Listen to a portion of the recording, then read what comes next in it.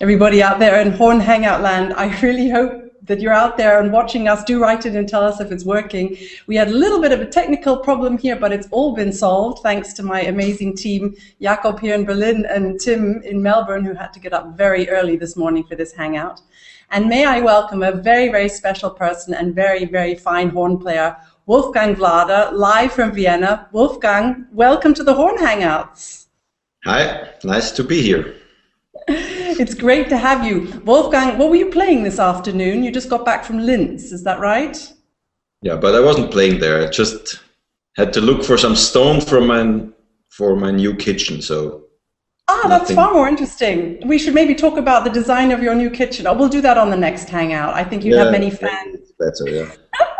We have fans that want to hear about the Vienna Horn, not about stones for your kitchen. The chat has been going crazy. We have a lot of Vienna Horn questions for you. Okay. And this one that people keep writing, they keep saying, what is the difference between a Vienna horn and, for me, a normal horn? Are you going to answer that for us? Sure. The for you normal horn doesn't make mistakes, and the Vienna horn is the well-sounding instrument. So that's enough explanation. So you mean that the horn that I play on doesn't make as many mistakes as the Vienna horn, but your horn sounds better? Yeah. No, the difference is rather easy to explain, because the Vienna F horn, as the name says, is just an F horn. So we don't have any possibility to switch onto a B side because it doesn't exist. As you can see, the valves are completely different. There are no rotary valves. Can you make your movements quite slow, because Google is struggling a little bit with the beauty of your instrument? Sure. That's what we are used to be slow with our instrument, so no problem. Because of that valves, it's a kind of a double tubing valve. I mean, it does the same like a rotary valve, but just a little slower and in a different way. Okay. And we have this F crook, which is kind of a remaining of the natural horn area or time. Do you change crooks while you're playing? No. But no. You tip the spit out of it. That's it. Okay, sorry. You know, we don't spit into our instruments. It's condensed water. I say that to all the kids in all the kindergartens we go to. No, it's the diameter of the tubing is smaller than on the rotary instruments. It's just about 10.9 millimeters. I have no idea how it is in inches. But your instrument is about 12 millimeters, the diameter of the tubing. Okay, we're getting very technical here. It's been a little bit beyond me. Yeah, but that's the difference, you know. Yeah, so that's the difference. So, do you remember, Wolfgang, when we played, Wolfgang and I met when we did a tour of Japan with 4 Berlin horns and 4 Vienna horns. Now we were, all 8 of us were quite apprehensive about meeting each other. Well, we knew we'd like each other, but we weren't sure about playing with each other, whether that would fit. And it was absolutely brilliant. We had a great time, but for the encore, we swapped instruments. And the thing was, Wolfgang, you guys sounded great on the double horns, and we sounded absolutely terrible on the on the Vienna horn. And that's nice that you say that, but it's not really true. I mean, we all struggled with instruments we didn't know. But you had the main problem for you was we are used to play F side, so we could play F side on your instruments, but you couldn't play the B side on our instruments because this is true. And also for me, as a low horn player, it was a nightmare. I don't know how you guys get those low notes out of there. It's not easy. Yeah, we don't know either, but it works sometimes. No, you know, if you grow up with that, it's no problem. I always say if you're born blind, you never know how it is to see. So you're used to it, and I never did anything else than playing this type of instrument. So for me, it's completely normal. If you could go back and start your horn playing career again, would you choose the Vienna horn, or do you sometimes wish for an easier life on the double horn? As I said, for me, it's not a difficult life with this instrument, because I mean, I grew up with the sound of this because I'm one of the rare real Viennese guys in this orchestra. So I'm born in Vienna. I grew up in Vienna. My dad was crazy about this orchestra, so I had to listen to all the broadcasted concerts and all the recordings of the Vienna Philharmonic Orchestra. So I really grew up with that orchestra, and I was fascinated of the horn sound all the time. And after a short violin career from 5 years. You were quite a virtuoso on the violin, I remember you telling me.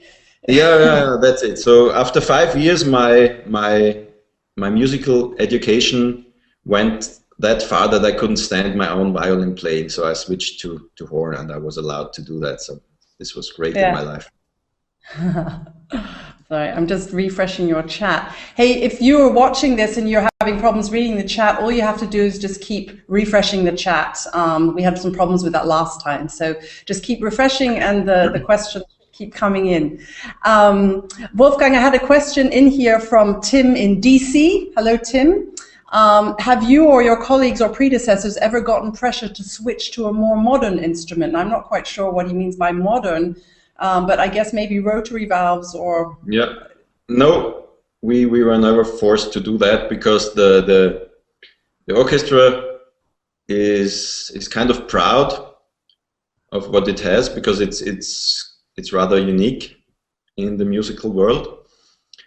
And the technique of the instrument makers developed that much that all the new instruments we can buy, they are really good, and they have all tones, all notes on it, because when I started, you couldn't get any instrument where every note was perfectly to play. Really? Really, yeah. But now it's completely, they are really perfect instruments. So you've been designing one too, haven't you? I saw on YouTube this one with is it from Wild, the horn? There's something on YouTube about it said that you had designed it. A special. No, it's not true. Sometimes I'm using. I bought a B high F horn from Tyne, which is a rotary instrument. It's just for special things, really high stuff or really technical modern stuff. I use that, not very often. And it's a rotary valve instrument, and the valves are not on the upper side of the instrument, they are on the lower side. So all the crooks are on the different side, and it looks like a V6 engine. Yeah. Wolfgang, but I didn't design it. It already existed. Okay, because I was looking on YouTube. I just made them to change it to F high F instead of B high F. Okay. So if anybody's wondering, sometimes I'm nervous in concerts, and then I refer on what I learned, and this is just the F side and not the B side. Yeah, incredible. I can do the B fingering, I promise, because I have to play the B tuba as well sometimes. When I get nervous, I use the B horn, not the F horn. That's more secure. I'm really much better with the F fingering. So. Yeah. Wolfgang, the chat is going crazy with all sorts of questions. Now, I would prefer to just chat with you and ask you my questions, but there's so many good questions coming out. I'm just going to fire them at you, if that's okay. For example, Bernd has asked, he's not a professional player, but he plays the Vienna horn, and he wants to know if we've already said what the difference is, but is it the instrument that makes the different sound? Why does the Vienna horn sound so different? It's a good question. Yeah, I think a percentage is the instrument, but the main thing is how you grow up with which sound you grow up, and you can. Because if I switch to the double horn and I get familiar with the instrument, then it might sound much closer to to a Viennese instrument than to the real double horn. So that's just the type of school you learn the instrument. I had Entschuldigung, Wolfgang and I usually speak German, so it's quite funny. Yeah, it would be much easier for me, but no, you're doing great. You're doing great. Well, you maybe even forget what I was going to ask. Oh yeah, I know what I was going to ask. The training in Vienna and in Austria, the players are really schooled, aren't they, in the Vienna Horn? And when you do an audition, and also someone's asked this, do you have to play on a Vienna Horn to do an audition with your orchestra? I mean, it sort of goes up through the generations that nowhere else really teaches Vienna Horn, do they? I don't know, just in Austria, I think. Yeah, but when you do an audition for your orchestra, like for us, they have to play on Alexander's, and for your orchestra, they have to all play Vienna Horn. There's no way they can win the audition and then change. No, it's not possible. You have to play the audition on the Wiener Horn, and you have to play in the orchestra with the Wiener Horn. I mean, you are allowed to use for special things. You can use a discount horn or something else, but in general, you have to play everything on this instrument. Okay. Hadley has just, oh hello Hadley, he just asked what makes the new Vienna horns easier to play than a normal single F horn from one of the big manufacturers like Alexander. Are they easier to play? I have no idea, because I never tried a single F horn from Alexander. Okay. I mean, they are different to play because of the different measurement of the tubing. This makes a big difference in response. So they measured normal double horns or also normal F horns with rotary valves with the bigger tubing, and it's now really technical. I don't know the expression. The Einschwingvorgang. You have to translate that from the sound. It's slower on the Wiener Horn than on all the other instruments. The way that the note speaks, I think you'd say that. Yeah, the note speaks slower on the Vienna Horn than on the normal single F horns. I think that's what you mean. Yeah. I mean, I think that's what it is. I just remember very embarrassingly in Japan trying to play 8th horn in our ensemble on Volker's Wiener Horn, and it was just one of the most embarrassing things I've ever done. So I'm learning a lot about it here too. Let's move a little bit away from the technical stuff. We can get back to this. I mean, I'm just going here by the questions we have, so we may skip around a little bit if you don't mind. There's a very good question from Ryan that made me giggle, and Ryan said, does the Vienna Philharmonic have more than one orchestra? It seems that the horn players on tour are different than the orchestra in Vienna. This is a good question, Ryan. So our orchestra has 10 horn players. Wow. And as we are at the same time, or with the same persons, we have to play in the Vienna State Opera. So we have to serve two things. We have to serve the opera, and we do the concerts. Right now, today, the orchestra starts a tour to London and then New York for, I think, 10 or 11 days. And every night the opera is performing. So we need sometimes subs there and here. Yeah. So we have a pool of about 4 or 5 substitutes. They are very developed players. They really played very well in the auditions, but only one can win. So from this pool, we're recruiting then some substitutes. Because if you have a tour with 8 horns, we can't do this, because 4 of us has to stay in the opera to play the shows there. Because we have 10, then it can happen that if he sees one concert there and the next concert there, he can see completely different people, but it's still Mm. Yeah, also when you're in Japan, there's so many chamber music formations that go to Japan, aren't there? And it almost seems like the Vienna Philharmonic are all the time, they're at the same time in Vienna, at the opera, sometimes as the orchestra, and then there's always, I think the Vienna Philharmonic are all the days of the year in Japan somehow. Yeah, one reason is that many people just skip holidays. Okay, yeah, like you? Sometimes. I did that when I was younger.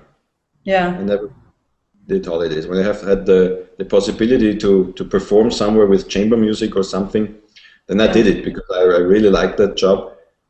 But now... Yeah. Now, you stay at home, even when the orchestra's in... Not all the time, but my wife gets a baby in August, so I will Congratulations. spend a lot of time with the new kid. Is she watching? She's not watching, she's practicing. Outrageous. Maybe she'll come by and say hi in a few minutes. I have another question for you. The audition procedure, you just took Joseph. The audition procedure is, Carl has asked, I think it's probably the same as in our orchestra. It's not behind a curtain or anything like that? It is behind the curtain. It is behind a curtain, okay. And why is that for you guys? Because we don't do that. Oh, it's the rule of the audition in Austria, or especially in Vienna. Is it maybe because there are so few of you that do that you know everybody who's playing anyway? I think one reason is that you are at first not distracted by how the candidate looks or how he acts. As the normal reasons. You should just listen to his abilities of playing. Yeah. Then the rule is that there must be one round before the curtain, not behind the curtain. Yeah. That's normal. But the first rounds, they are always behind the curtain. Yeah. Okay. And there's one thing I want to ask from me. I'm ignoring all my questions now because I want to ask: why do you guys sit round the wrong way? Because you don't sit 1, 2, 3, 4. You sit the other way around. So basically, the first one is getting everybody in his face. Yep. Why? This is. I mean, we sometimes some conductors want us to change, but it's a tradition going back to Gustav Mahler, when he was the director of the Vienna State Opera and also conducting the Vienna Philharmonic Orchestra. So it was his idea to do this stage setting from the orchestra, and we are used to it. And sometimes one reason is also that horns 2 to 4 are not too loud. They should listen to the first horn all the time. I know.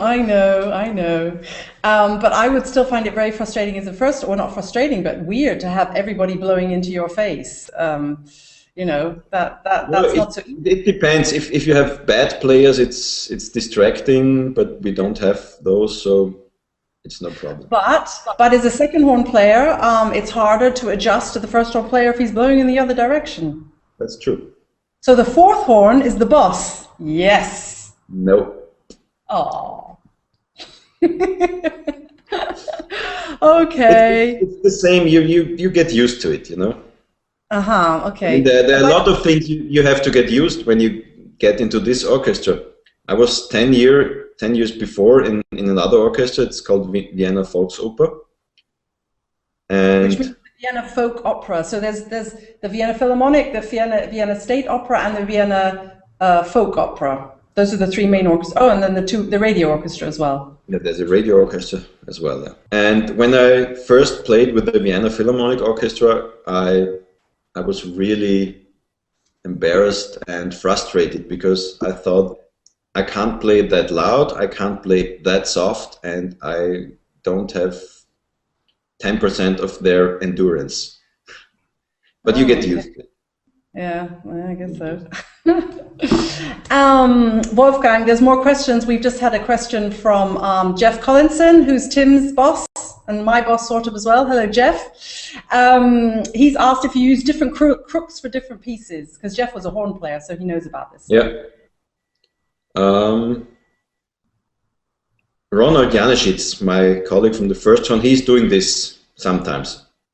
Okay. Because he have one crook which is really good for the high and loud stuff, and the crook he's using all the time is good for the rest of it. Okay. I don't like that. I just found the best compromise for me, and I just use one crook. Yeah. Okay. We are having, oh gosh, we're getting on to the girls now in your orchestra. I might wait for a bit before that. Kendall Gray is watching. You remember Kendall? Hi, Kendall. You met in the summer? And he says, congratulations to your beautiful wife. So there we go. Hello, Kendall. So, Hi, well, Kendall. I don't know. I guess if we're getting onto this, oh, John wants to know, why does Wolfgang have a big picture of a horn behind him? Is it your horn? Now, should we tell him the real reason? Because I'm a nerd. No, that's not true. It was a funny story because a couple of years ago, Austrian Airlines, which is the local air carrier here, they had an aeroplane called Vienna Philharmonic, and they had, I think, 3 instruments on it. It was a violin, Stradivari violin, one harp, who the hell knows why, and they had the one Viennese horn. And I was a friend of the pilot who was organizing all that this happens. So they took my horn, they pictured my horn, and they stick it on the plane. It's like a sticky foil, if that's the right expression. Yeah. And this is just a probation foil, and they gave it to me, so I have it. If you look at it, it's completely the wrong side. So it's, if you place it, you have to. But you know what? I've got to tell you something, John. It wasn't actually there yesterday when we did the test with Wolfgang. What was there? Some Viennese countryside was behind you or something? Wasn't there some picture? No, it's not the Viennese countryside. It's actually it's a beautiful, for me, it's a beautiful picture of the Vienna Philharmonic Orchestra in the Musikverein. Okay, it is from very 1923. It's a okay, but Bossy Sarah. I don't know what this is in English.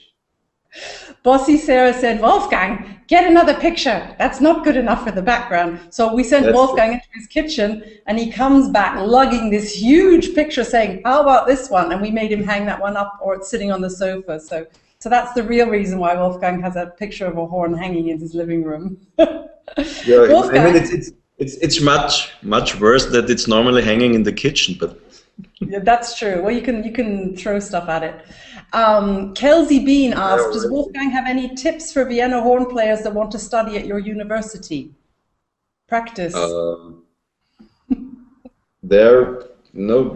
also have to audition if you want to study at the university. Do you teach at the university? I'm assistant professor. Who's the main professor? Herr Tombo? Janicic, Willibald Janicic. Yeah. Ronnie, okay. Okay. It's Ronnie's father. Yeah. How difficult is it to change from valved horn, my horn onto a Vienna horn? Because there are people that really go crazy for it. I mean, it's the most beautiful sound. I much prefer actually the sound of Vienna horn. There are a lot of people trying it, but not all of them succeed with it. Because I don't know, if you're not used to not be able to refer on a B instrument, it makes it really difficult. And as I said before, just taking the Viennese horn doesn't make a Vienna horn player out of you. True. But if Kelsey's asked back again, he said, what should he play? So what should you play for an audition? It's quite interesting, I think, for the students to know if it's the same sort of stuff. You have orchestral excerpts, I assume. Mozart? Normally we don't really care what a student is playing for the university audition. They should just play what they are best, what they can do the best. Just what we care is that they are able to produce a nice sound, nice slurs, and they don't have to be perfect, because otherwise we don't have to teach them. Otherwise, you'd be scared. Yeah, that's... Kendall's asked a question. Since you joined the Vienna Philharmonic, what would you say were some of the musical highlights for you? Because how many years have you been there now? 20. 20. You're a real old pro. Yeah, I'm the second oldest in the horn section now, which is really scary. Goodness me. That's so true. Musical highlights. I think it'd be really interesting to... Can you remember any? You can probably remember the ones that there were a lot of highlights. One of my greatest highlight was, I was still substitute there, was the last concert with Leonard Bernstein he did right before he died. It was 9th of Bruckner. We were to New York, which is unforgettable for me because he was just an amazing person, still in his high age. I had beautiful concerts with Thielemann, with the German repertory. I had beautiful concerts with Marius Jansons. I had one of the most amazing Parsifal in Salzburg with Valery Gergiev. So there are a lot of highlights. I can't name them all now. Yeah, no, I bet. And Corner Music has asked, once again, a technical question, what is the biggest challenge for you in playing the Vienna horn, apart from getting the notes? That's the biggest challenge. No, we really care about the entering of every note, that it's really soft and clear. This is one of the biggest challenges to do that in every dynamic situation, even in the... You know what? Now I'm going to show you what I was doing. You were talking about this wonderful soft attack, yeah? And Yep. so I wanted to show you, but we were trying to play it on another thing. And this is, of course, the softest and the best that it gets.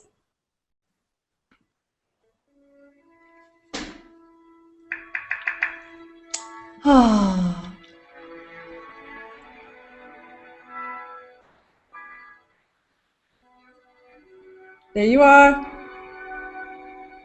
And you're coming in a minute. Yeah, not playing. You're right then back.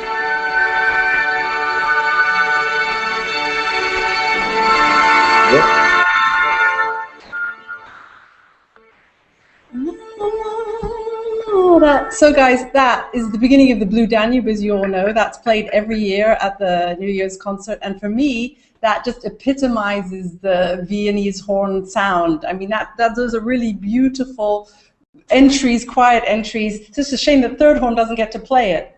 A lot of different things to play, so no problem.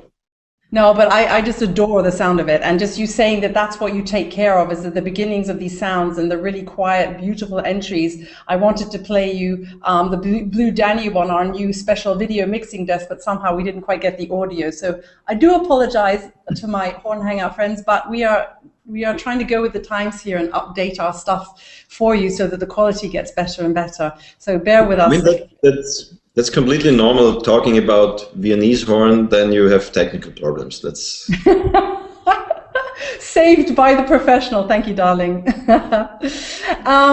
Tell me, here we go. Alex Mastrando wanted to know, he said, would you say, aside from, of course, Vienna Philharmonic recordings, that the CDs by the Vienna horns are a good resource to enjoy the sound of a Vienna horn? Now, you don't play with Vienna horns, but no.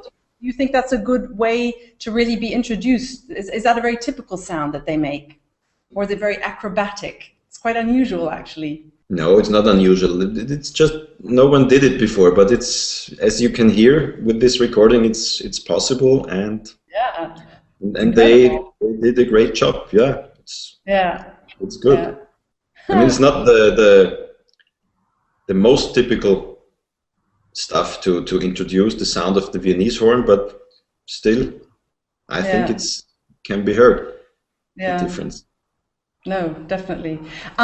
Campbell has asked, other than the instrument, what this is quite complicated. What are the particular musical characteristics of the Vienna Philharmonic? What for you makes the Vienna Phil the Vienna Phil, apart from your wonderful morning suits that you wear at concerts? That was my question, not Campbell's.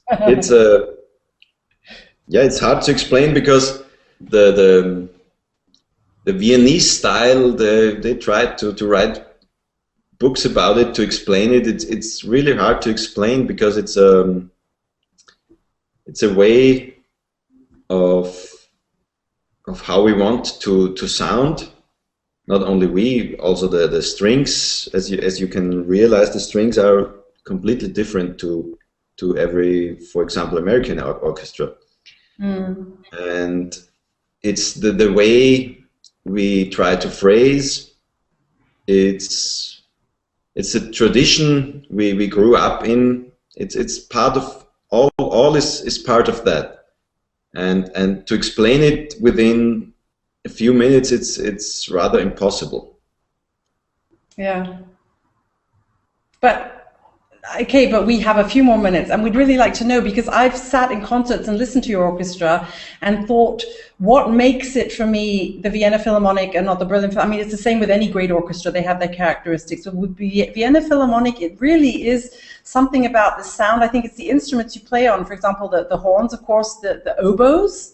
The Vienna oboe, that's very unique. And for me, it's your strings, because your strings, there's no string section like that in the world. This discipline and this incredible.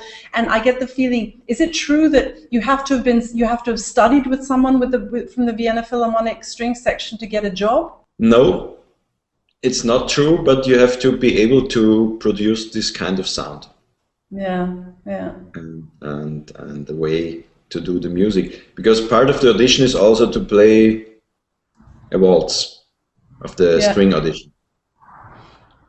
This is really interesting because this has nothing to do with horn playing, except if you're a tutti horn player like I am, you often have to play the offbeats, so da, da, da, da. But in Vienna, sing the offbeats how they go in Vienna. No, I won't sing because this is embarrassing, but okay. But the 2 comes early and the 3 late. This is the technical expression. Okay, so if I'm going to sing it and make a total fool of myself, it would be like ba ba ba ba ba like that. You can't do that if you're not Viennese. You just can't do it. Yeah, you can. It's you get used to it. If you do it for a couple of years, you can do it. But I mean, this is our folk music. We grow up with that. Yeah. So we can do it. If we have to play some American folk music, we are bad in that. We can play the notes how it's written, but we can't play the style really perfect. But with waltzes, it works pretty good. Yeah. I had a question. It's dropped down the chat somewhere. I know I saw one somewhere about what sort of other horn sounds do you like apart from low horn sounds in the Berlin Philharmonic? American horns, film music horns. I can't remember who asked that. Sorry, it's way down in the chat, but it was a good question. Yeah, no problem. I mean, I kind of like almost every well-played horn, the sound. I like it more if the players care about a beautiful round sound and not the aggressive style. Good answer. I'm a big fan of Chicago horns, for example. Yeah, okay. Great, good answer, thank you. I've just had a very funny thing in from Andrew Deacon, said, did you know about the Scottish Vienna horns? I heard of them. There is a Scottish Vienna Horn Club. That's so funny. Years ago, I met some guys in London sometimes, but I never heard them play. So. Well, he's put a link up here, which I'm going to check out in a minute, and I'm sure these Scottish guys play Vienna horns in kilts. At least I hope they do. There's a Japanese Vienna horn club as well, isn't there? Yeah. Yeah. Great. I don't think there's a Berlin one. Maybe we should form one. Yeah, why not? Yeah. So listen, we've got to round up. You've got to get back to your evening. I think you had a beer there somewhere. I was seeing. Is it finished already? Still something. Almost. Okay, so we've got that much time to ask us a couple more questions. Jeff has asked, is there a course of study that you followed that is unique to the Viennese school of playing? So, but I guess you were schooled. Who was your teacher? I had 3 teachers. Yeah. The first one was Josef Wedeber. He was horn player in the Vienna Philharmonic. My second teacher for a short time was Friedrich Gabler. He was in the Vienna Volksoper. And then I studied most of the time with Roland Berger, who was one of the greatest first horn players in this orchestra in the last century, for my opinion. So basically, you were schooled to join the Vienna Philharmonic. I don't know if I was schooled. It was just the way you could learn horn in the best way. It was the Viennese horn. Yeah. So then I had some luck with the auditions. I wanted to be a veterinarian when I was young. I never thought about being a professional musician. Yeah. You still could. I mean, you know, people change.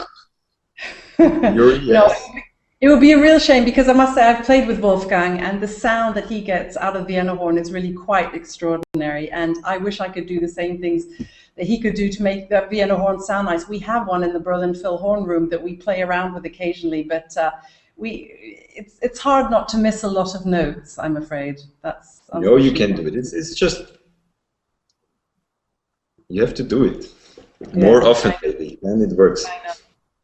I hope that we do another tour at some point. Yeah, me too. For Berlin's, for Vienna's.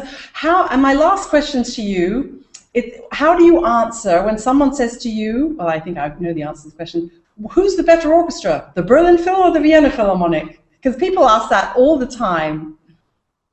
I think it's not, there's no challenge or no fight between those orchestras, because both are really good orchestras, both have their typical style of playing, which is rather different, and one will like your orchestra more and the next one maybe our orchestra. So it's hard to discuss about what is more beautiful or what not, because it means to anybody else it means completely different things.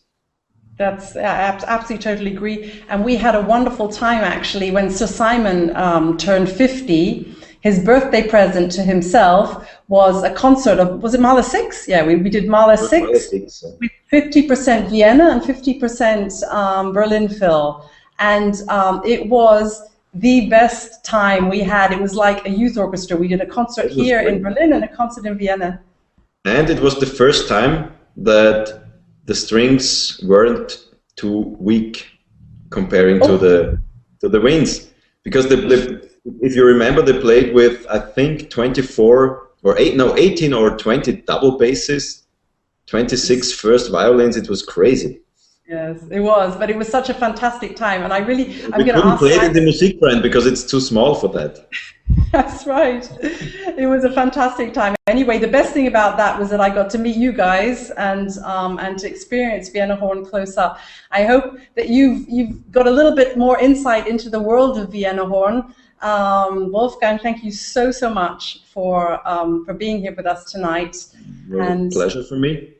I hope you'll come back, because it's just we're all so fascinated by the Vienna horn. And tomorrow I'm going to go and get our Vienna horn out of its case in the horn room here in Berlin and see if I can have a go. Good. Okay. Thank you, Wolfgang. Thanks all to you for watching. Thanks for bearing with us for the little audio hiccup we had there. Don't forget, on Friday we have Fergus McWilliam here, my colleague and friend, and he will be talking about the new book he's written, the anti-horn method, how to blow your own horns. So join us for that, 9 o'clock Berlin time. That's 3 o'clock in the afternoon in the USA. Some people were saying thank you for not doing this hangout at the crack of dawn, so you'll be well awake for that. Thanks for joining us. Wolfgang, you're wonderful. Thanks a lot. See you all on Friday. Bye. Bye. Pleasure. Bye.